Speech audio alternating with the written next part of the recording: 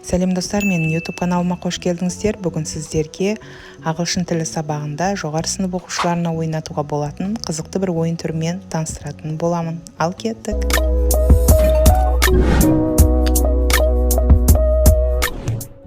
Ағылшын тілі сабағының тиімді оқыту әдістемесінің бірі ол әрине ойын арқылы оқыту.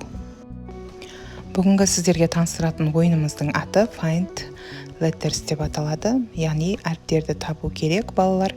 Бұл ойынның шарты екі топқа оқушыларды бөліп болғаннан кейін оқушыларға осындай әріптерді алдына ұсынасыз. Әр топтан бір оқушы шығып, оларға бір сөзді көрсетесіз.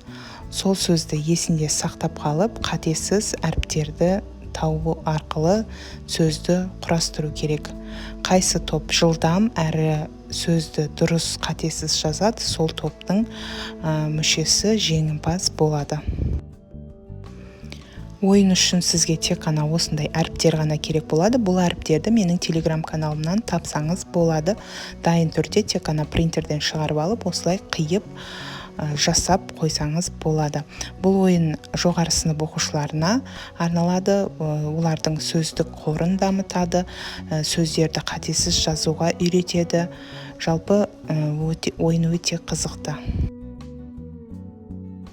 Егер ойын сізге ұнаған болса, онда тек қана бір ғана материалдан жасалынатын ойынды сіз алдағы жаңа оқу жылында балдарға ойнатып, олардың ағылшын тіліне деген қызығушылығын дамыта аласыз. Бұл ойынды менің оқушыларым өте қатты қызығып ойнайды.